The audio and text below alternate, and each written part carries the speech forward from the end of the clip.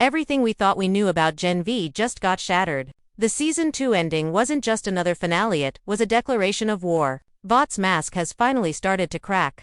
The heroes we trusted are falling apart, and a new kind of evil is stepping out of the shadows. It's the kind of ending that makes you question who's really in control and whether anyone can stop what's coming next. The final episode of Gen V Season 2 opens with chaos spilling across every corner of Godolkin University. The students, once manipulated pawns of Vought's grand experiment, are no longer silent. The uprising feels raw, violent, and unfiltered, like the moment years of fear finally explode. Every hallway, every classroom turns into a battlefield of broken alliances and desperate survival. You can almost feel the shift in the air, that quiet sense that something bigger than any of them is unfolding.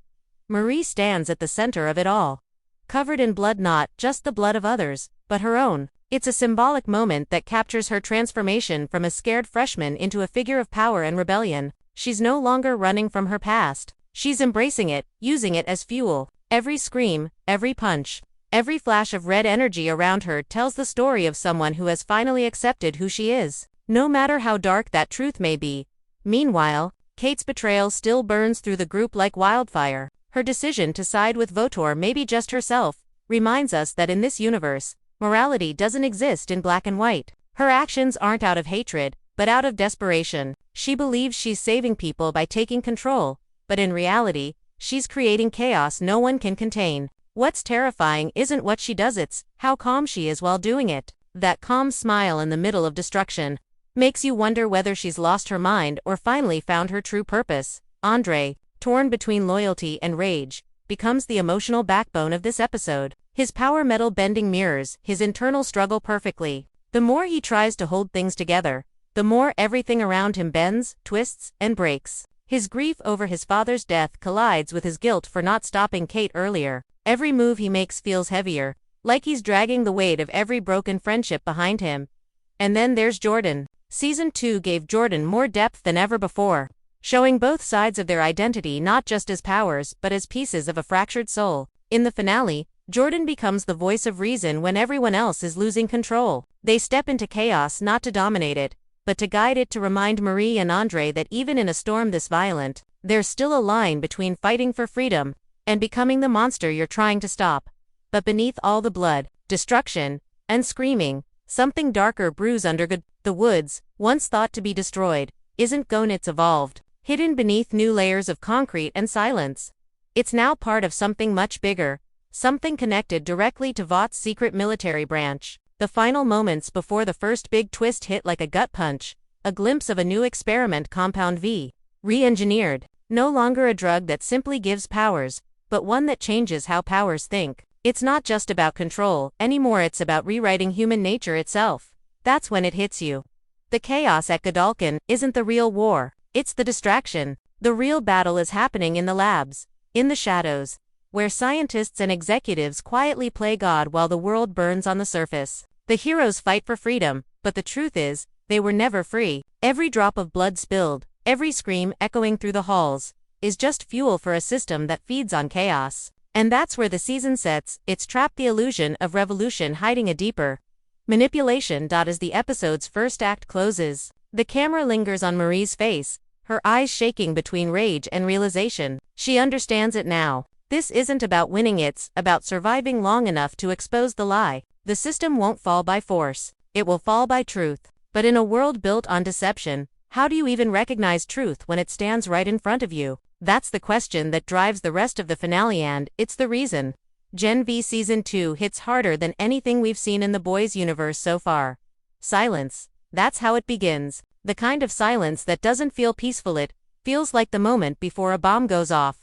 The camera moves through the wreckage of Godolkin University, shattered glass, smoke, bodies on the floor, and the faint echo of alarms still ringing somewhere in the distance. You can sense it, something irreversible has happened. Everything that held this world together, every lie, every illusion of control, has cracked open, and standing in the middle of it all are the survivors, still breathing, but no longer the same people they were an hour ago.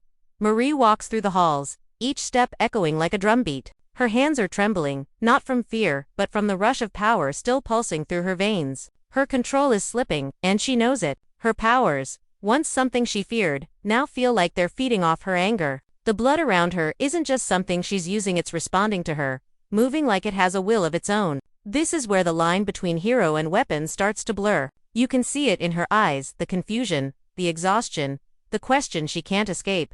Am I saving people, or destroying them? Andre finds her amid the smoke, and for the first time, he doesn't look like the strong one anymore. His voice shakes when he speaks, his eyes heavy with guilt. Everything he believed in, his father's legacy, his faith in doing the right thing, has been ripped apart. He doesn't know who to trust, not even himself. And when he looks at Marie, it's not love or friendship that connects them in that moment, it's survival. Two people trying to stay human while everything around them turns monstrous. Then Kate appears.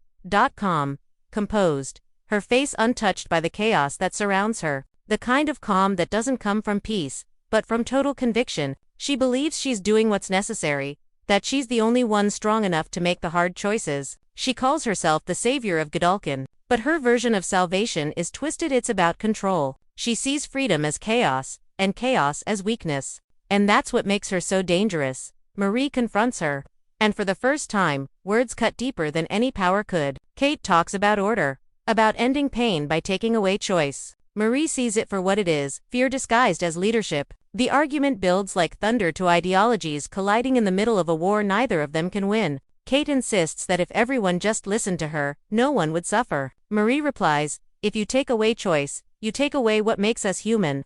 That's the heart of Gen V. The constant fight between control and chaos, between safety and freedom. The tension reaches its breaking point when Jordan steps in. They've been watching from the sidelines, torn between loyalty to their friends and the realization that this conflict is spiraling beyond anyone's control. Jordan's voice shakes when they say, "You're both wrong. You can't lead people if you don't trust them." It's a moment that cuts through the noise, a reminder that power without empathy is just another kind of violence. But before anyone can breathe, the ground trembles, the walls crack. A low hum fills the air, the sound of something massive waking up beneath them. The woods. The very place that turned them into what they are. It's not just a lab anymore, it's alive. The new version of Compound V has found a way to merge with its subjects. It doesn't just enhance powers, it syncs them, connecting every altered mind into one network of control. The camera pans down into the underground facility, where scientists in panic try to shut it down. But it's too late. The experiment is no longer theirs to control.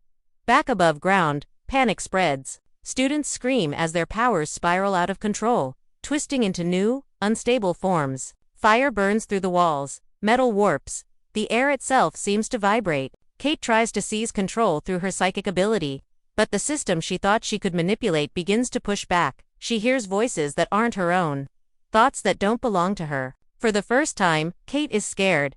Marie and Andre drag her out as the building collapses, but the moment feels hollow. No victory, no resolution, just the realization that the thing they were fighting, the control, the lies, the manipulation, wasn't coming from Kate or even Vought. It was something deeper, something that's been growing quietly all along. The final image of the section freezes on Marie looking up at the burning sky, the reflection of the flames dancing in her eyes. She whispers something under her breath, a line that's almost lost in the chaos. They don't need to control us anymore. We're already becoming what they wanted.